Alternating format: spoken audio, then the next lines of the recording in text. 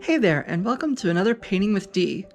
I have to admit, I've never really taken part in Vlogmas, and I'm still hesitant because I really don't want to commit to doing a vlog post every single day. That being said, I just took on a huge project that's going to require several videos to complete the series.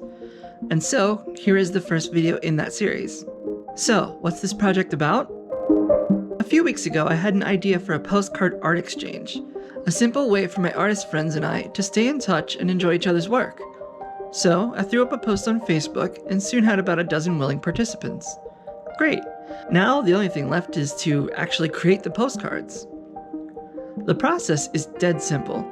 You just find some appropriate cardstock material, cut it down to the size of a postcard, and then go to town. You can use crayons, colored pencils, watercolors, paint pens, whatever.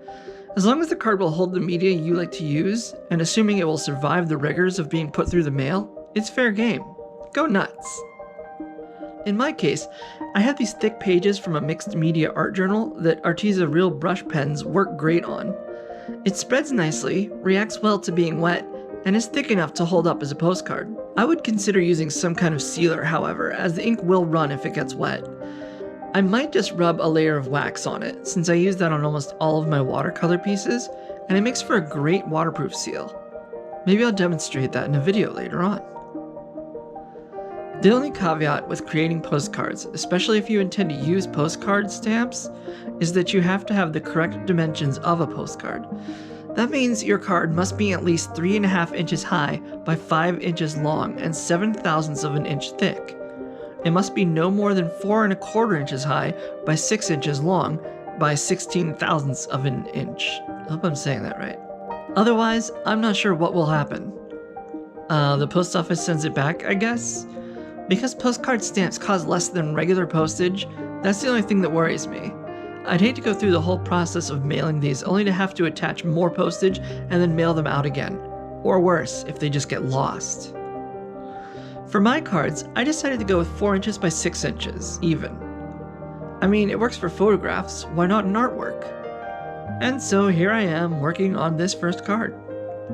If you watched in the beginning of the video, I measured out the center of the card for the crossed blades design, then I measured out 2 inches from the center line. I then measured 1 inch squares for the pattern. Once that was done, I just had to fill in the square tiles and then begin painting. You'll probably notice a jump cut where the red and pink sections were suddenly colored in. That's where I forgot to turn on the camera. Oopsie! The pattern I'm using here is one of my favorite Zentangle designs, although I do have a few others I like to use.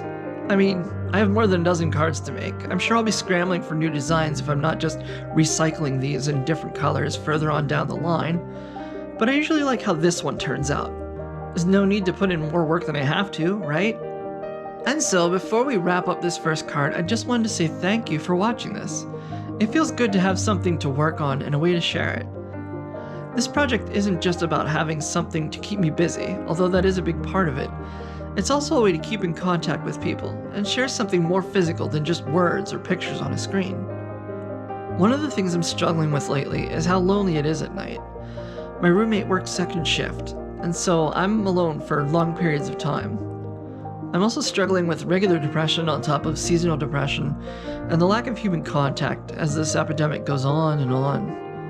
Plus, with it being too cold to do my skate videos, I had to find something I could do indoors that didn't require a lot of money or room to keep up with. So I hope you'll forgive me if these videos seem too slow or too fast to watch. I'm working on the format. In the end though, it's that human connection and physical touch that is most important to me. As an artist, it's important to share my work and know that I can get a piece of it into the hands of someone who will appreciate it. Even if it has no monetary value, there's still a lot of work and passion that went into it. That's what matters. Alright, well that just about wraps it up for today. If you like this video, please hit like and subscribe for more. And as always, thanks for watching.